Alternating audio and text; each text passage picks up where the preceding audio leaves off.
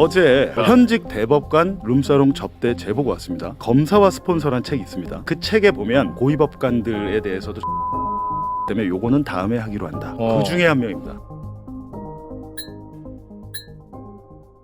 대선이 코앞인 현재 구도가 워낙에 압도적인 탓도 있겠지만 이재명, 김문수 대결보다 상상을 한참 초월해버린 법원발 소식이 모든 이슈를 블랙홀처럼 빨아들이고 있습니다.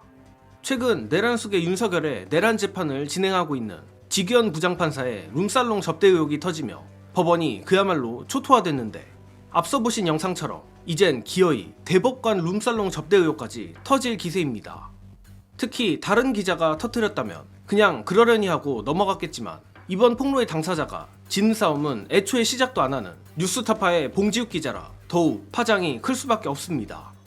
또한 봉지욱 기자가 추가로 밝힌 바에 따르면 낌새를 보니 조만간 보도가 나올 것으로 보이며 잘하면 네티즌 수사대에 의해 그 접대를 받았다는 대법관이 누군지 금방 밝혀질 수도 있을 것 같습니다. 일단 사전 설명은 여기까지 하고 오늘자 매불쇼에서 터진 봉지욱 기자의 핵폭탄급 폭로 영상 보시고 이어가겠습니다. 보도하긴 그렇고 좀 위험한 것도 하나, 지기현 판사 문제 있잖아요. 뭔데? 룸사롱 접대 문제. 어제 현직 대법관 룸사롱 접대 제보가 왔습니다. 현직 대법관.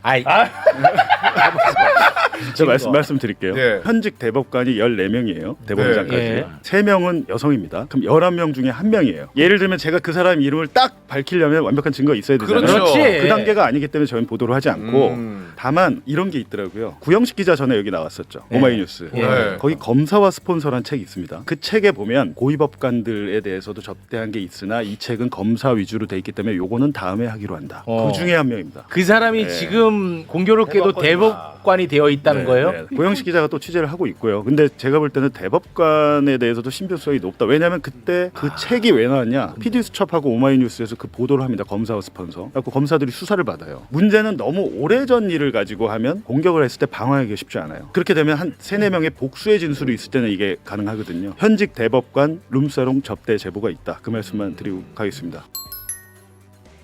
앞에서도 말했지만 조만간 네티즌 수사대의 날카로운 수사망으로 이 룸살롱 접대 의혹을 받는 대법관이 누군지 곧 밝혀질 것으로 보나 우리 민주시민 여러분들을 위해 정예능도 나름대로 조사를 해본 결과 그 인물이 누군지 특정은 못해도 명단을 얼추 추릴 수는 있을 것 같습니다. 일단 봉지욱 기자가 말한 오마이뉴스와 MBC PD수첩이 협업한 검사와 스폰서 프로그램의 방영 시기는 2010년 4월경입니다. 고로 이는 최소 15년 전의 일이란 것인데 추가로 봉 기자의 말에서 얻을 수 있는 미세한 힌트는 바로 고위법관이라는 키워드입니다. 상식적으로 판사라고 모두 고위법관이라는 칭호를 붙여주지는 않을 것이고 챗 GPT에 물어본 결과 일반적으로 법조계에서 고위법관이라는 표현은 고등법원 부장판사 이상의 직급을 통칭하는 경우가 많다는 답을 얻었으며 또한 서울중앙지법 부장판사 등 일부 예외적 고등직 지방법원 부장판사들도 경우에 따라 포함되기도 한다고 답했습니다. 물론 챗 GPT가 오류도 많고 정예능이 법조계에 인맥이 있는 것도 아니기에 틀릴 가능성도 있지만 챗 GPT의 설명 자체는 일반인 입장에서 상당히 납득이 가는 부분입니다. 그리하여 이를 모두 정리해보자면 2010년 전후로 고위법관의 직급을 달고 있던 인물, 보다 구체적으로는 고등법원 부장판사 또는 서울중앙지법 부장판사급의 직급을 달고 있던 인물로 좁혀지게 됩니다. 그런데 이 기준을 적용해보면 해당되는 대법관이 누구누구가 있다라고 말하기 민망할 정도로 극소수의 인물만이 남게 됩니다. 다만 이렇게 마무리하면 정예능 시청자 여러분들이 답답하실 테니 조금만 더 말씀드리면 참고로 현재 대법관들의 사법연수원 기수 중간이 딱 22, 23기 정도 되는데 2015년 법원 정기 인사에서 연수원 22기 중 박영재 대법관이 가장 먼저 고등부장으로 승진을 한 바 있습니다.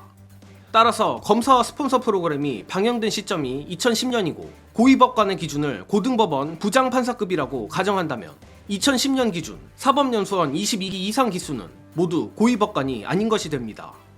이 정도면 충분히 말씀드리지 않았나 싶은데 다시 한번 말씀드리지만 이 모든 것은 정예능의 과한 상상력일 뿐이며 자의적 기준에 따라 봉지욱 기자의 말을 분석한 것뿐입니다. 자, 과연 이 사법부 룸살롱 접대 의혹이 어디까지 퍼질지 상상도 안 될 지경입니다.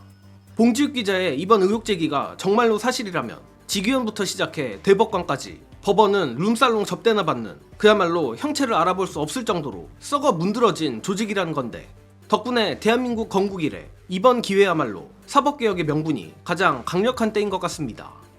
가뜩이나 법원과 더불어 법조계의 큰 축인 검찰까지 삭제해준다는 개혁이 예고된 상황인 만큼 6월 3일 이후 들어설 민주당 정권이 피바다를 만들 각오로 법조 카르텔 개혁을 해야 할 것으로 보입니다. 물론 이 과정에서 정치검찰의 캐비넷, 검찰의 엉터리 기소를 그대로 받아쓰는 정치 판사들까지 그 저항이 상당할 수밖에 없을 텐데, 그렇기 때문에 우리 민주시민들이 이재명과 민주당이 이에 굴하지 않도록 끝까지 같이 싸워야 하며, 대선 승리는 끝이 아닌 다른 의미의 시작이니 아직 우리가 지치거나 방심하긴 이르단 말씀을 끝으로 드립니다. 이번 소식은 여기서 마칩니다. 시청해주신 여러분 감사합니다.